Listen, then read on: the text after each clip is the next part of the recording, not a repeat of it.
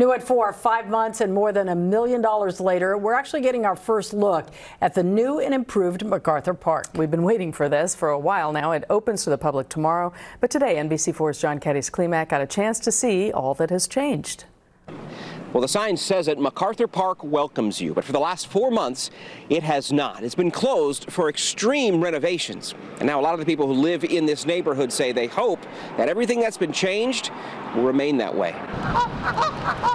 The views today are very different from what we showed you more than 4 months ago. MacArthur Park closed for renovations in what was supposed to be a 10-week process and cost $1.5 million. The timeline, though, has since doubled, and so far, the city isn't saying if that goes for the cost as well. New benches, new asphalt, new grass, and new security cameras, all part of a new plan to try to keep up with maintenance. The LA Rec and Parks Department saying COVID delays kept crews from being able to get in, part of the reason for closing off the park for improvements. But it also displaced hundreds who called the park home, many now living on the north side of Wilshire. For now. No word yet when the city plans to close that side off and begin additional improvements. But for those who live and work in the area, this was a long time coming.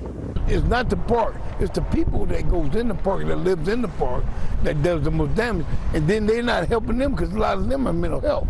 They need to have a curfew on the park at a certain time people can go in. Because if you go in all at night, people going to go in there and go to sleep. That would require keeping this fence up. Right, and locking it up at due time, understand what I'm saying? Because if they don't, you know, it's going to be just like back in what? Right now, a chain link fence surrounds the park and the lake. LA Councilman Gil Cedillo, who oversees this district, had said previously the plan would be to take the fence down when the park reopens. His communications team today unwilling to make any announcements, holding off for the park's grand reopening.